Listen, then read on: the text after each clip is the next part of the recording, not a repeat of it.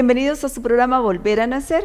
Estamos aquí para compartir con ustedes, como siempre, ese conocimiento, ese aprendizaje, cómo manejar las enfermedades con características adictivas.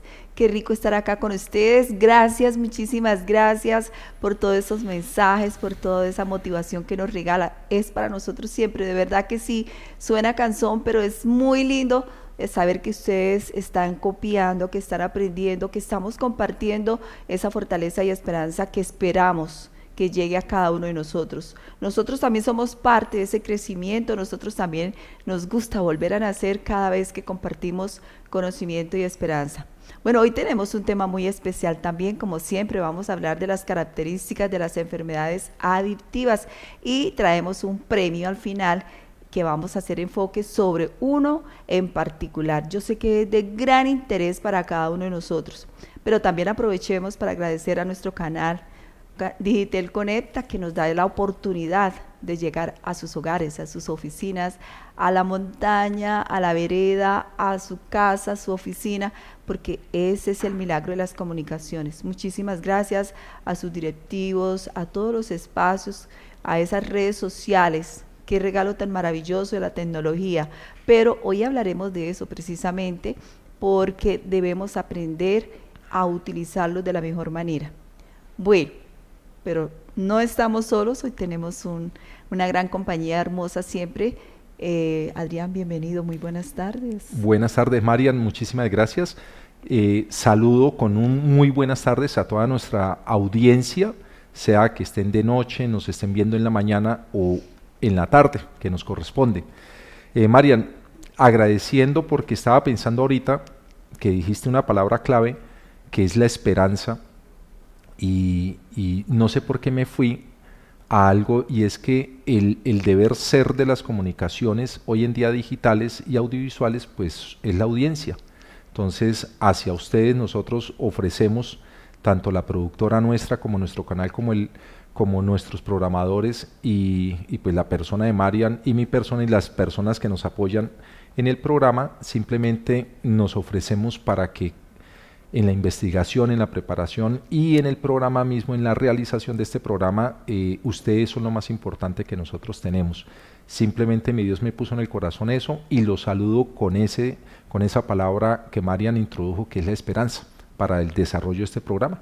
Muchísimas gracias, Adrián. Sí, así es, de verdad que he estado revisando los mensajes, he estado revisando todos esos comentarios que para nosotros son muy importantes. La idea es que como no tenemos la comunicación directa, infortunadamente, pero tenemos esta oportunidad para ir despejando dudas, inquietudes. Gracias, de verdad, gracias por esas preguntas. Hoy queremos hacerle honor a ese espacio y queremos hablar sobre esas características, ¿no? Cómo aprender a identificar esos comportamientos y ese consumo de sustancias, porque la adicción se da no solamente en la materia, ¿sí? que tomo esto, que me fumo esto, que hago aquello, sino también en comportamientos. Hay comportamientos que no nos damos cuenta y necesitamos conocer cuáles son esas características, cuáles son esos comportamientos que se vuelven adictivos y que al final van a hacer ese daño que no queremos. Queremos tener una vida tranquila, una vida normal, pero cuando adaptamos o adoptamos esos comportamientos o esos alimentos, porque también son alimentos, de manera excesiva y compulsiva, ya entramos en una esfera de que, según la Organización Mundial de la Salud, hablamos de enfermedad. Entonces, hoy vamos a tratar algunas características importantes, como podríamos decir que la enfermedad tiene ese sentido de compulsión, es esa necesidad urgente, esa necesidad incontrolable, pero que también es cierto que nace en nuestras mentes. ¿Cierto, Adrián? ¿Tú qué dices? Pues es muy acertado decir que nace en nuestra mente, Marian, porque de aquí es que sale absolutamente todo. En las afectaciones, en la confrontación y en el abordaje de nuestros problemas de vida, problemas entiéndase por situaciones en general, pues el niño simplemente a través de los modelos de familia, a través de los modelos de su entorno, de lo que se conoce como contextos hoy en día digitales, pues simplemente la mente va haciendo sus procesos adaptativos y si son modelos adecuados, pues empieza a desarrollarse una creencia adecuada. Y como lo hemos revisado en otros programas, cuando se empiezan a presentar problemas, el niño normalmente empieza, la mente del niño como tal, empieza a migrar a buscar afuera lo que no encuentra en casa, lo que no encuentra en su nicho donde debe ser protegido, amparado y reconocido.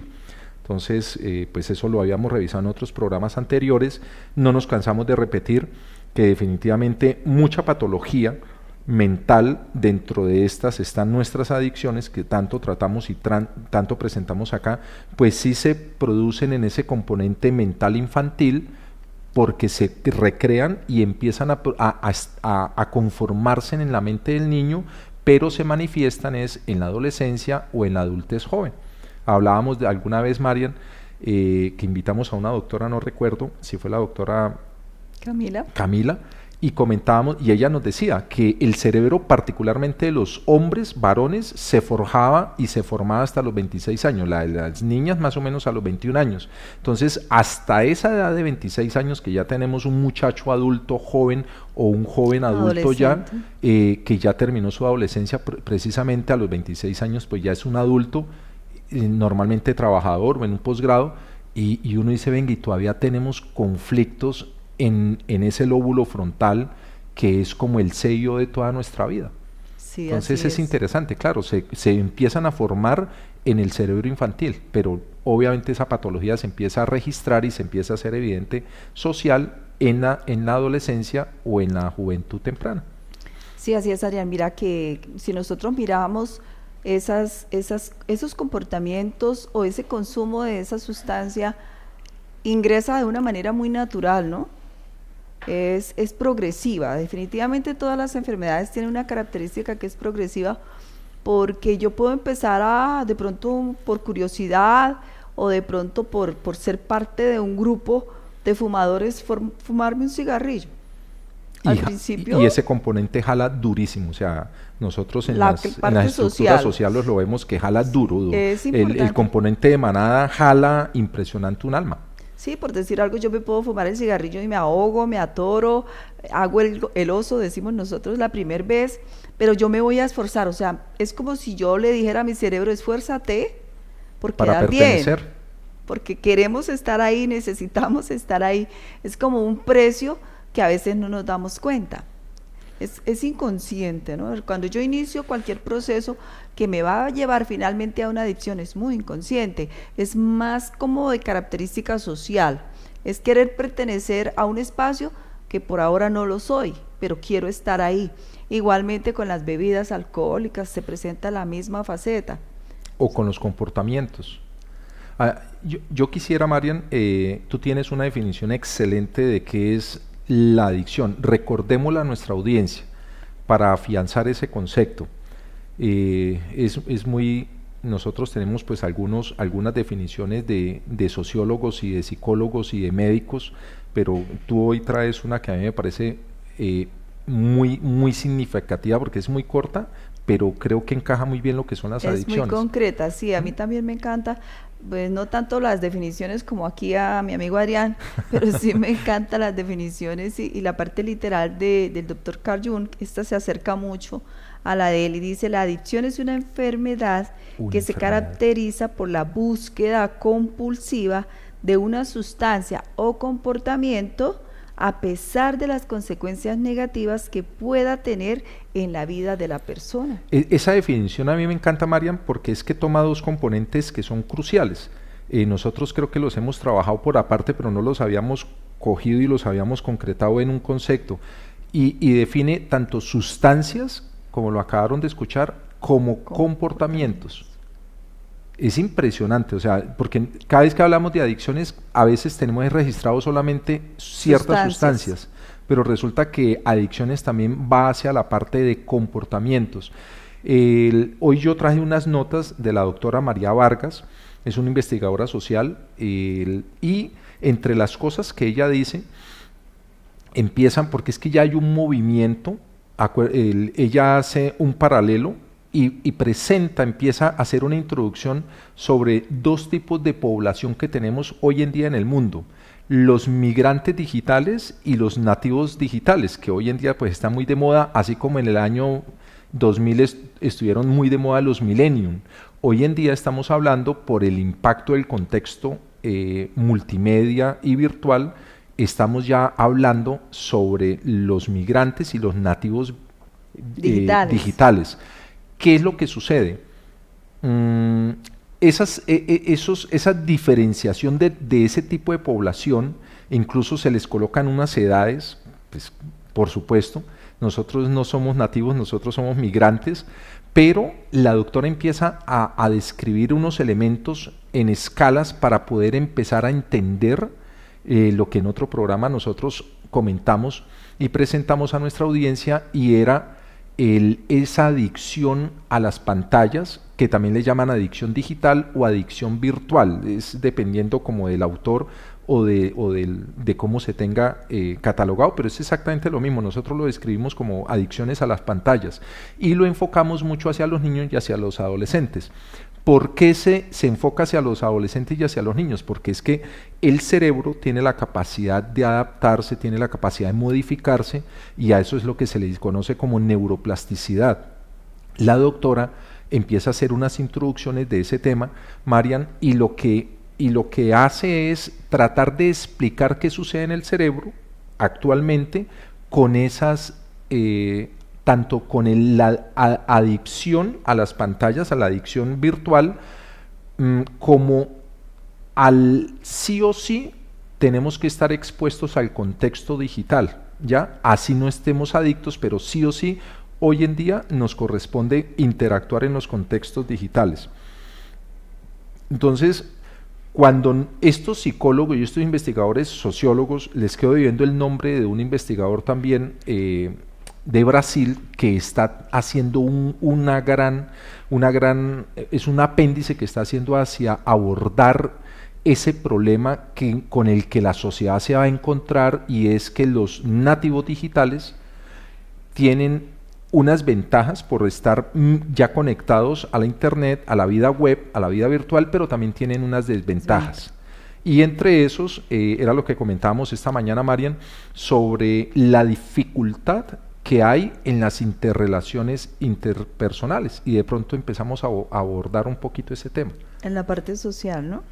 Por eso es que hoy, cuando vamos a mirar el conjunto de los participantes de un grupo de autoayuda o un grupo de apoyo, o aquellas instituciones que hacen internado para poder ayudar a la recuperación de un proceso de adicción, sobre todo cuando se trata de drogas, cuando se trata de alcoholismo, que hay hospitalización, se requiere de esa parte, nos damos cuenta que la persona es muy consumida en sí misma, es muy introvertida, no participa, es muy parca, y es muy difícil la comunicación con estas personas, porque todo para ellos es no, no, no, y es sencillamente porque se crea dos realidades, ¿no?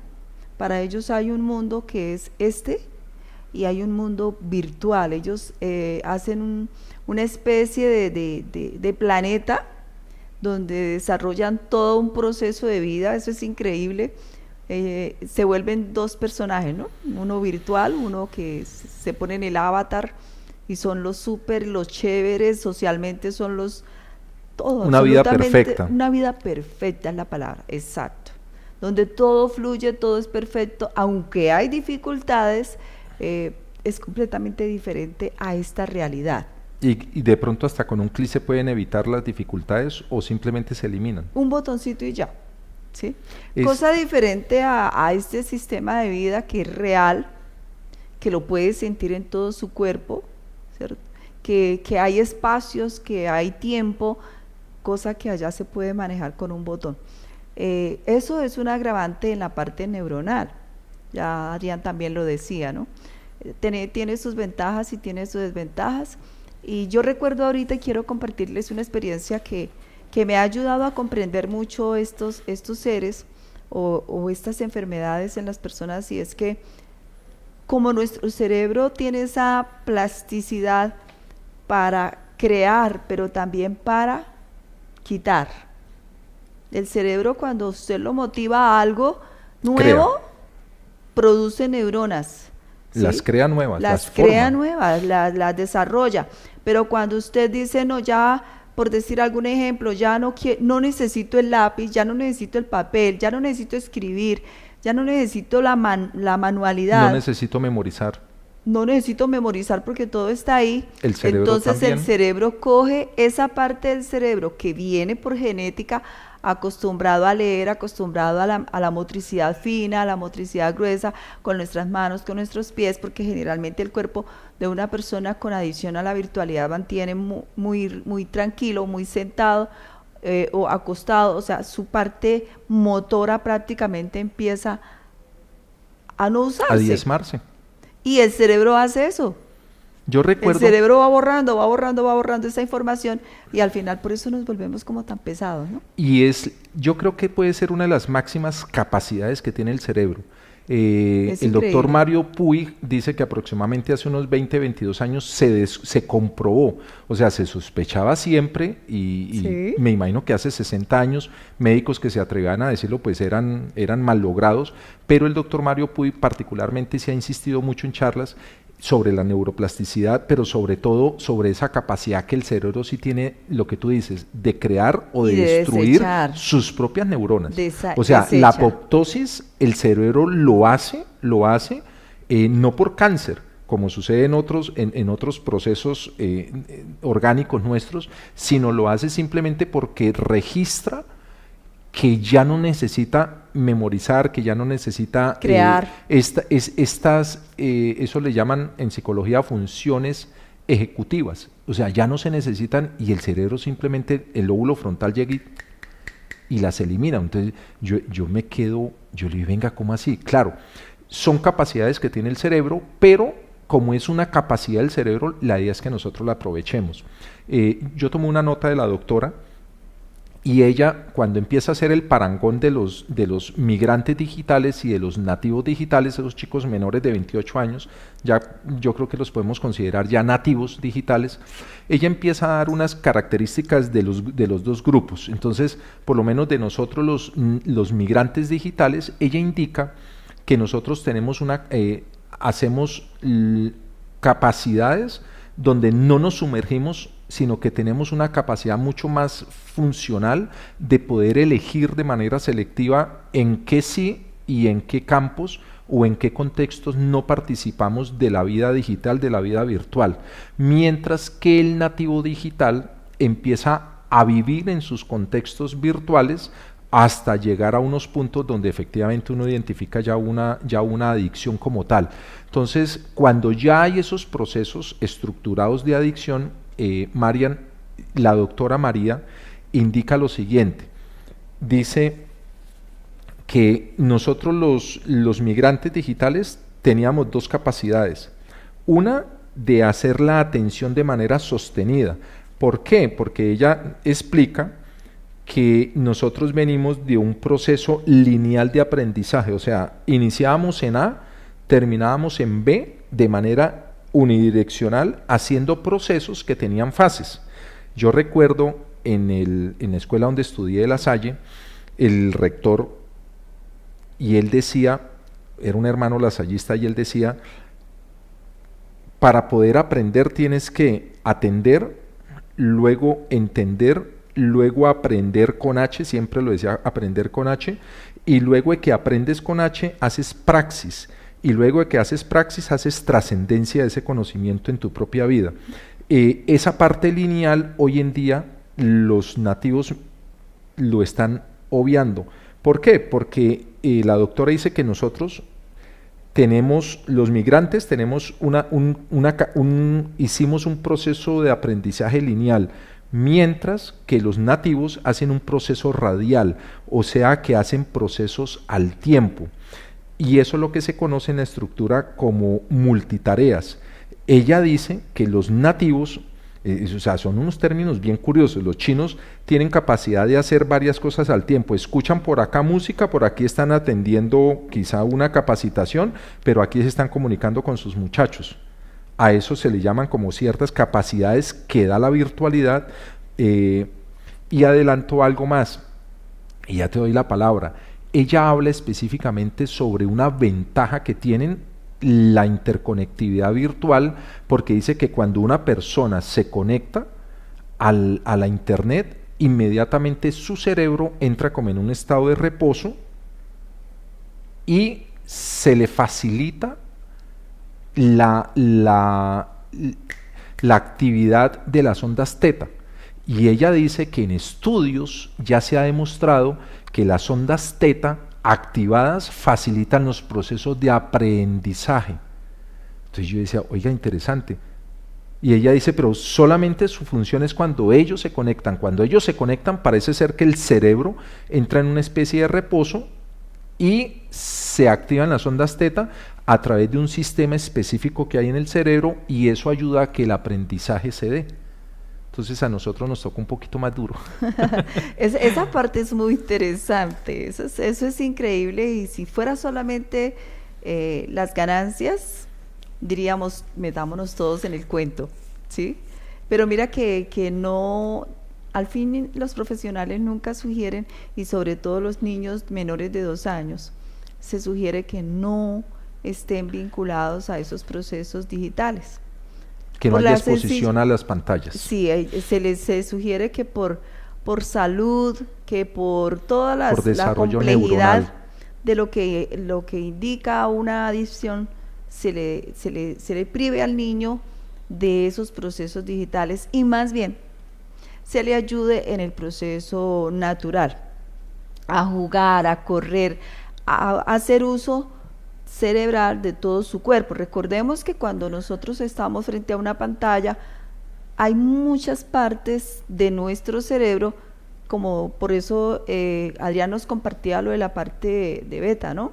Se quedan quietos, ¿sí? Como si se paralizara esa parte. Por lo menos si el cuerpo no se está moviendo, el cerebro no va a gastar energía poniéndole cuidado a un cuerpo que está descansando. Entonces esa energía la traspasa a la atención.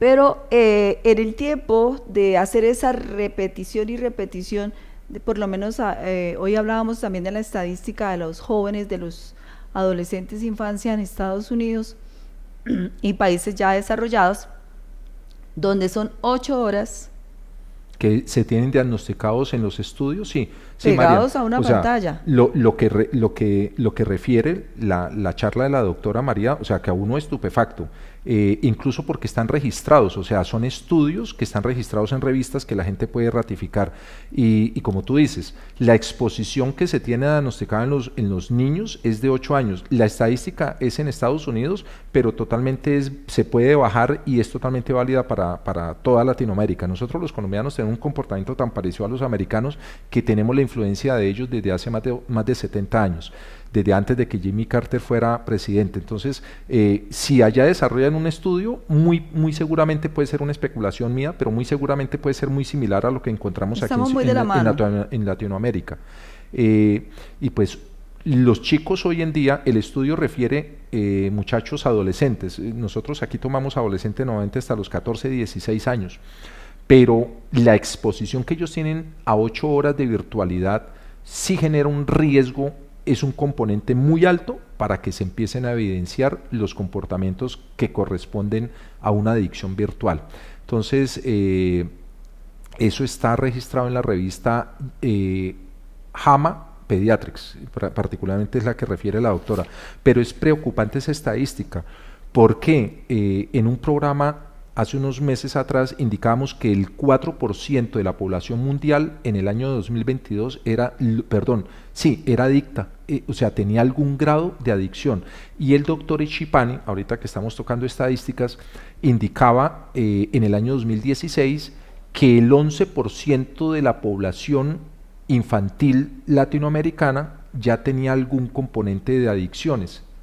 Pero estamos hablando del año 2016, han pasado ya otros añitos.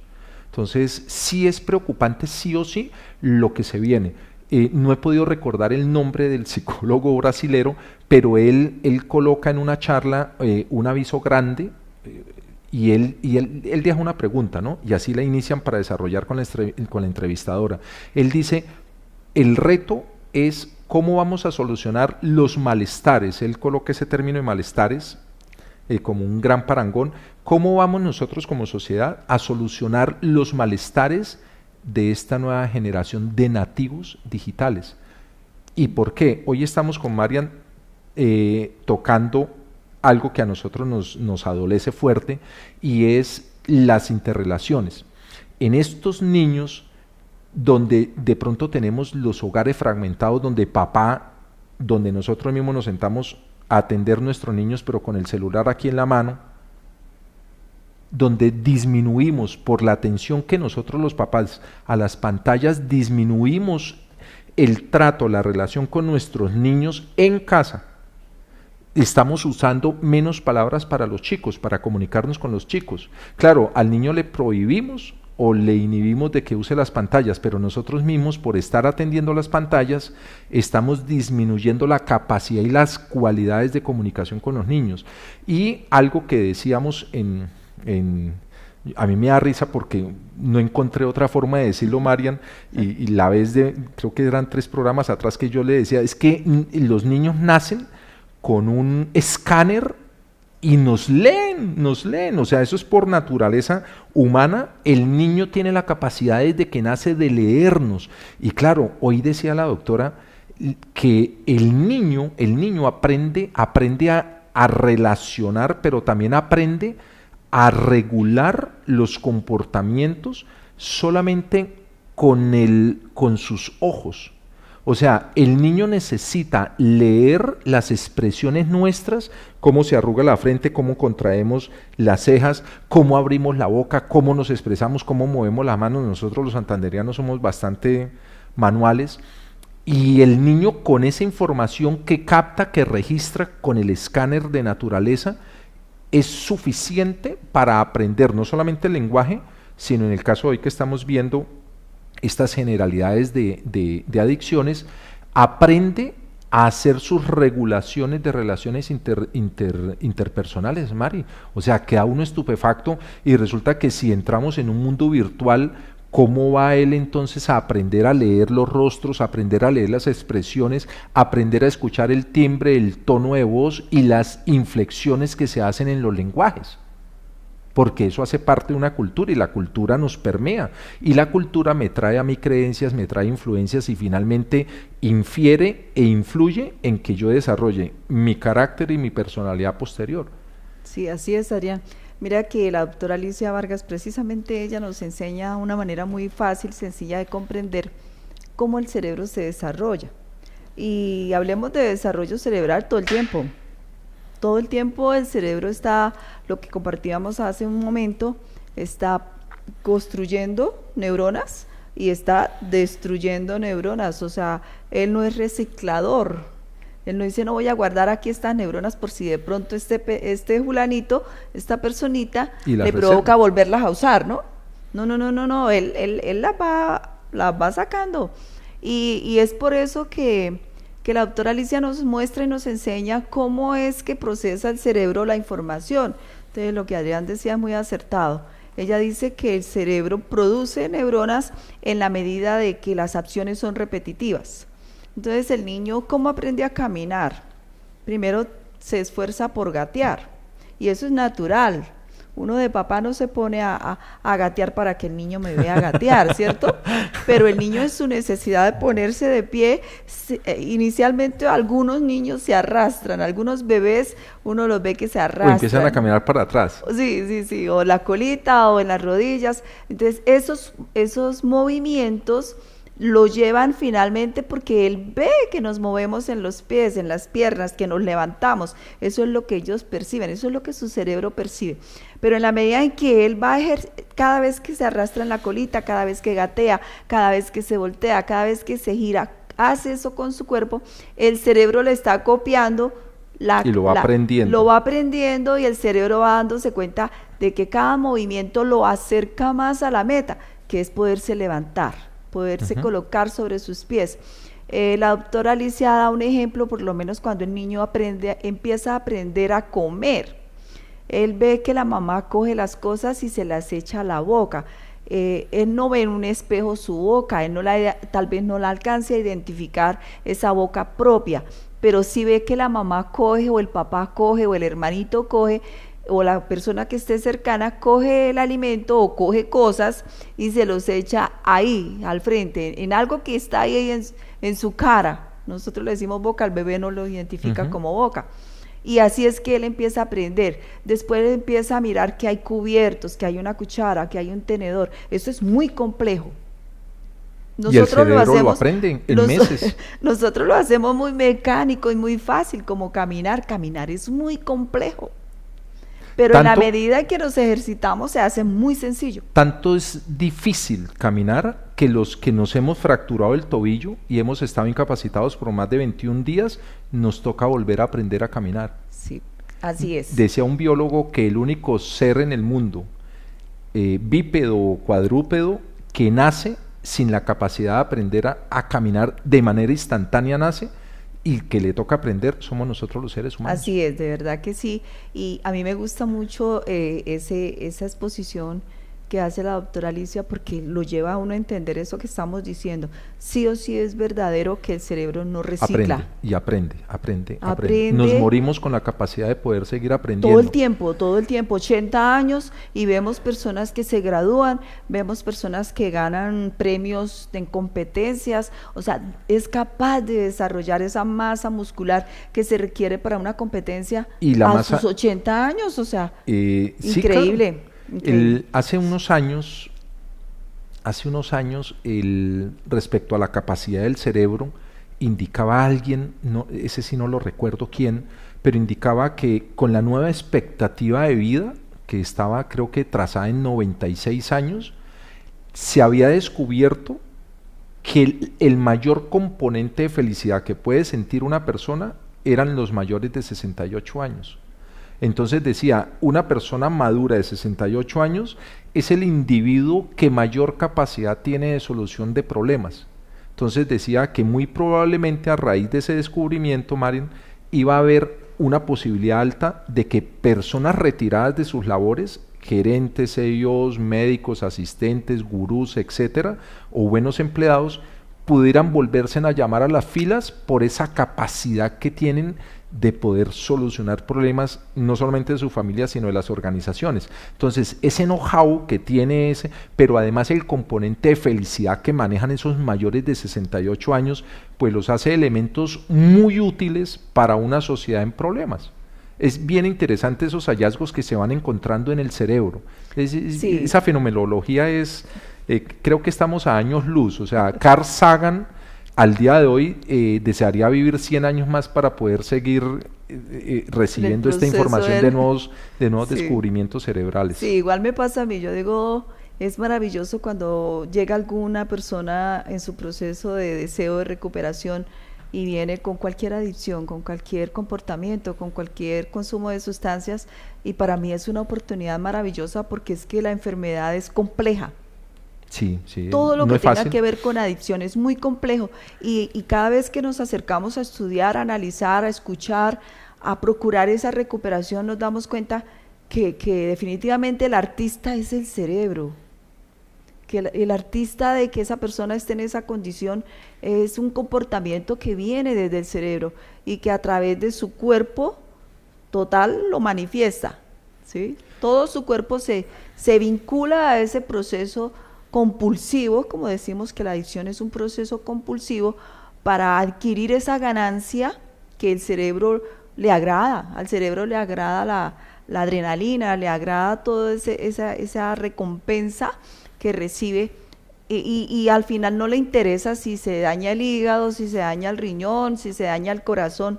Lo que en el momento le interesa, porque es que como no recicla, a él le interesa es el hoy, a él le interesa lo que puede sentir. Entonces ahí está. ¿Cuál es la desventaja? Vamos a hablar un poquito de las desventajas, y las podemos ver en nuestros familiares, en nuestros amigos que padecen alguna de las enfermedades con esas características adictivas, y es que la persona pierde por completo el control de sus acciones. Si la persona se vuelve compulsiva con la mentira, ya pierde la noción por completo qué es verdad y qué es mentira. se llama pues mitómano, ¿no? Sí. Eso es un comportamiento repetitivo, donde empezó a tergiversar la verdad o los hechos reales por hechos que se acomodaban a su mayor ganancia, a su mayor beneficio, o sea, que no me regañen, que no me peguen, que no me toque pagar, o sea, una cantidad de ideas de esconder la realidad. Y con el tiempo, lo grave es que ese cerebro o esa persona va a estar perdiendo la realidad. La realidad es esta, pero la persona se vuelve tan capaz, el cerebro desarrolla esa capacidad de engaño que termina confundida. Muchas veces esa persona llega y nosotros le llamamos negación a la realidad. Se le pregunta, bueno, su versión, ¿no? Su versión del problema que tiene. No, yo no tengo problemas, es que el problema es que mi mamá, es que el problema es que mi papá, no, el problema es que yo no tengo trabajo. No, si le cuento, el problema es que tengo unos hermanos, tengo una familia insoportable. Redirecciona el problema. Entonces, los mecanismos psicológicos de reflexión, los adapta refracción, a cualquier circunstancia, pero no tiene, no es que no quiera, muchas veces uno dice, cuesta trabajo el reconocimiento, cuesta ¿no? muchísimo trabajo, y creo que es uno de los procesos muy importantes cuando una persona busca ese punto de apoyo, porque hay que ayudarle a entender que la enfermedad tiene un proceso, aquí se le llama así, ¿no? Para podernos entender, y es la negación. La persona niega rotundamente que tiene un problema con la adicción, rotundamente. No, es que a mí me gusta, no, yo lo hago cuando quiero, no, yo puedo dejarlo cuando quiera. Y Marian, en los procesos de recuperación y de acompañamiento que hacemos en los grupos y en la Iglesia de Sana Doctrina, definitivamente en un momento dado se vuelve la barrera más difícil de superar.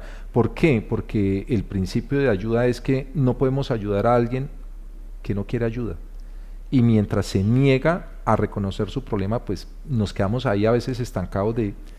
Por eso es importantísimo, muy importante el grupo como tal, porque la persona viene completamente aislada,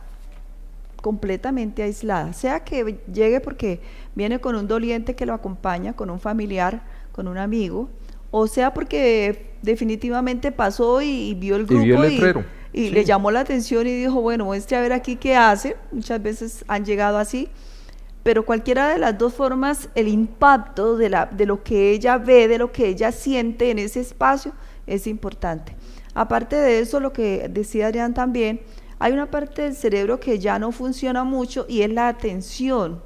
La atención de la persona adicta se vuelve dispersa, le cuesta mucho trabajo quedarse 2-3 minutos quieto, le cuesta mucho trabajo poner atención, decir, sí entiendo. No, la persona escucha pero no entiende nada, se confunde muy fácil. Ya sabemos por qué, ya sabemos que es esas neuronas que trabajan en la atención fija, que trabajan en la memoria, que trabajan en el recuerdo, ya se acabaron.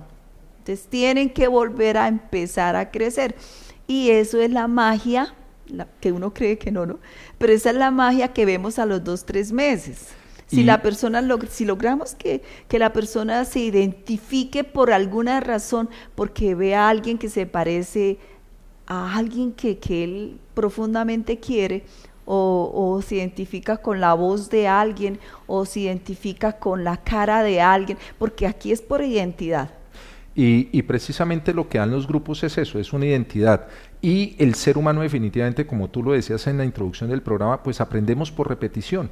Si yo hoy ingreso a un grupo y empiezo a ver que todos cada semana, semana tras semana, semana tras semana llegan, pero empiezo a ver uniformidades y empiezo a ver ciertos rasgos a pesar de las diferentes edades y las diferentes procedencias, yo como asistente empiezo a darme cuenta que ese grupo tiene algo homogéneo que todavía no logro identificar. Si me voy por una iglesia de sana doctrina y yo empiezo a identificar que un niño de 9 años, una persona de 26 años, un abuelo de 72 años me empieza a hablar de una esperanza, de un sí se puede, un sí se puede, un sí se puede, con sus procedencias diferentes, con sus genios, con sus, pues toda lo que nosotros como seres humanos somos en carácter, en personalidad, y toda su particularidad. La persona que empieza a llegar al grupo empieza a darse cuenta que hay ciertos parámetros que todos compartimos, pero los compartimos, y eso es lo que tú dices, empieza a generar una identidad, y el ser humano, por su antonomasia de ser social, por ser gregario, pues tendemos es a juntarnos, porque eso es natural en nosotros. Por eso decíamos que los niños necesitan reconocimiento, necesitan ser escuchados y ser oídos, pero cada persona necesita también exactamente eso mismo. O sea, nosotros no nos podemos aislar. Estamos necesitando que tú me des un piropo, estoy necesitando un abrazo, estoy necesitando que alguien me diga, oiga, chévere, chévere. Allá en el campo, en la ciudad, en el carro, si ustedes van en un auto, van a necesitar en un momento dado, si se bajan del auto ahorita, que alguien los salude, que alguien les dé una buena sonrisa, porque esos son factores humanos que nos van alimentando, que nos chocholea, como se dice a veces de manera normal, y son elementos ricos que nos permiten sentir una pertenencia hacia un reconocimiento y hacia ese matiz que tú haces tanto, que es esa pertenencia que me identifica. Y la identificación humana, pues es uno de los fenómenos de la dignidad humana, Mari. Claro. O sea, nosotros no vamos a dejar esos conceptos de estarlos repitiendo porque son de nuestro carácter humano. Eso es lo que nos da valía. Es un estímulo muy fuerte para el cerebro. Así como el bebé ve que la mamá coge comida y se la mete en el huequito que tiene allá, para nosotros es la boca, ¿cierto? Así como el bebé ve que salta y se ríe en esa inmadurez en la que él está. Exacto, su cerebro se identifica y quiere eso. Entonces pasa con un adicto lo mismo. Si la persona con adicciones como pierde el contexto natural de todo, yo quiero, querido televidente, querido amigo que nos está escuchando, yo quiero de verdad que usted pueda entender, usted que tiene su sano juicio, que no tiene esa enfermedad, que no la ha desarrollado a cualquier adicción, puede ser que tenga esquemas parecidos, pero no la tiene, y tiene ese sano juicio y tiene su entendimiento, su cerebro le funciona bien, pueda comprender al enfermo, pueda comprenderlo. Si el enfermo está agresivo, lo peor que usted puede hacer es sumarle agresividad. Eso es lo peor que se puede hacer. Eso es como echarle gasolina al fuego. Sí o sí explota. Pero si el enfermo está agresivo y tú te bajas, tranquilo. ¿Qué quieres? ¿En qué te ayudo? Y por decir algo, yo sé que a esa persona le gusta el chocolate.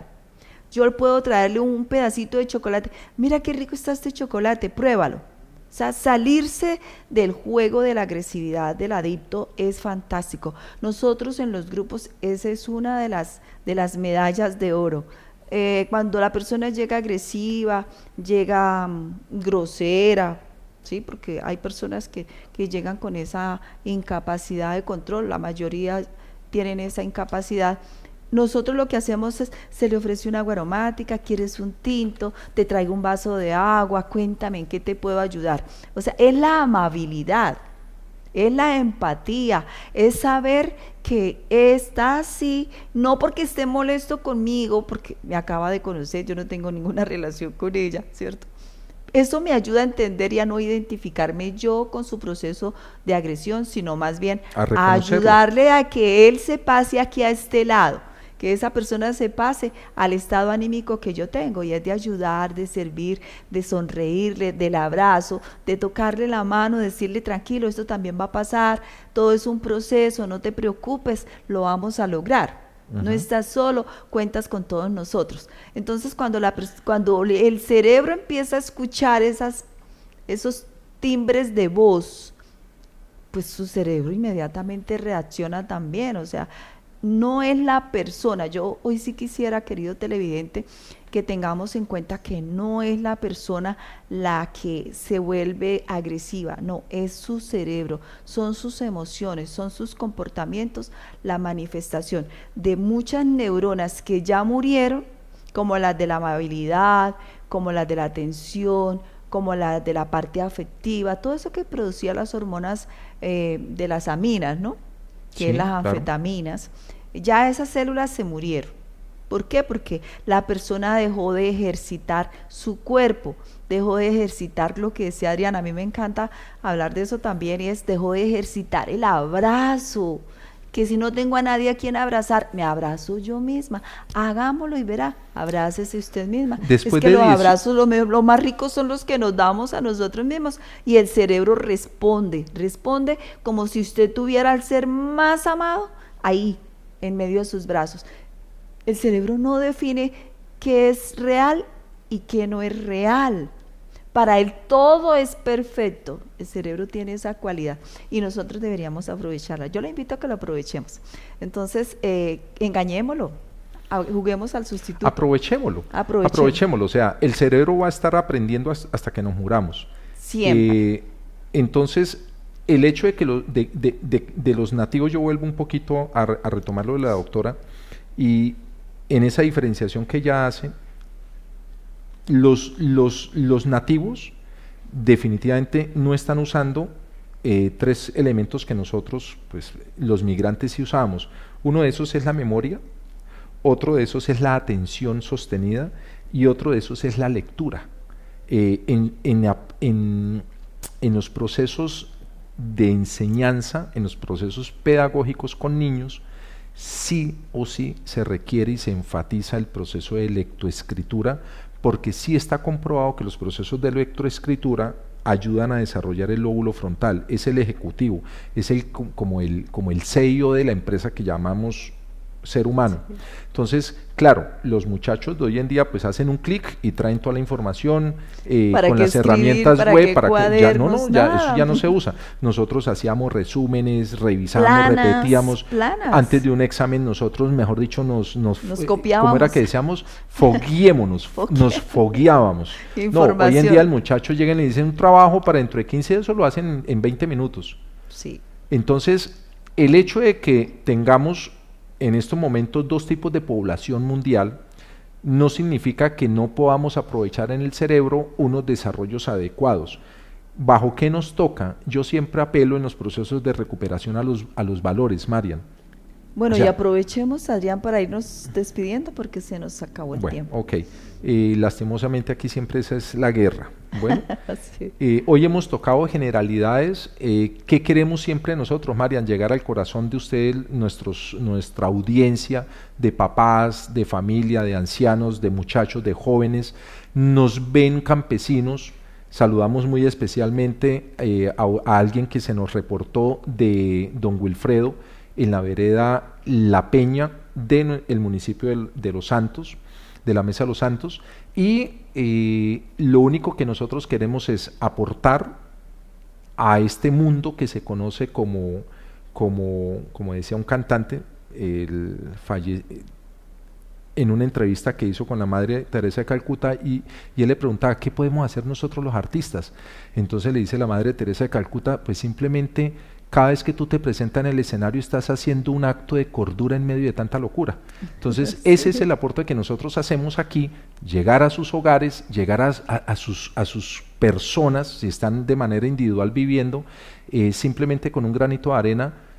¿Para qué? Para lo que yo siempre indico, sí hay esperanza de recuperación, sí hay esperanza de sanar esas adicciones que a veces nos han afectado la vida o que aún nos afectan, Mari. Sí. Yo quiero cerrar de verdad diciendo y compartiendo con ustedes una experiencia muy linda, y es que sí es verdad que tenemos que aprender a manejar esas situaciones, sobre todo con nuestros jóvenes y con nuestros niños. Ellos traen un cerebro diferente, un tanto diferente al nuestro, porque son nativos. Nativos quiere decir son naturales para los equipos virtuales, para las pantallas, digámoslo. Entonces debemos sí o sí nosotros, como personas inmigrantes a este sistema, aprender, investigar, estudiar, ir al médico, preguntarle, bueno, doctor, yo tengo esta situación con mi hijo. Acuérdese que no solamente el médico, tenemos terapeutas, tenemos personas especializadas, grupos de apoyo, grupos de autoayuda, tenemos una cantidad de recursos que podemos hacer uso de ellos con el único propósito de entender y comprender qué está pasando con este joven, con este infante. Si nosotros lo logramos entender, vamos a poder, lo que le decía ahorita, compartía eso, ¿no? Porque eso es parte de mi experiencia. Si está agresivo, lo peor es sumarle a la agresividad. Pero si está agresivo y yo voy con toda la calma, la serenidad posible, les aseguro, los invito a que ensayen. Si tiene un miembro de la familia está cansado, está malhumorado, está mal geniado, decimos nosotros, vayámonos y démosle algo que le guste, un vasito de agua, vente peino el cabello, ¿quieres que te ayude con algo? Seamos amables, mejor dicho, de célula en célula, y somos capaces de romper ese esquema de adicción que la persona pueda estar sufriendo en ese momento. Todas las adicciones son sufrimiento, no pierdan eso de vista, todas son sufrimiento, pero una caricia, una palabra dulce, una palabra tranquila, una palabra serena puede romper ese bloque de hielo. Entonces, queridos televidentes, muchas gracias por acompañarnos una vez más en su programa Volver a Nacer. Y pronto estaremos con ustedes. Recuerden dejarnos sus notas, dejarnos sus preguntas, porque para nosotros es muy importante.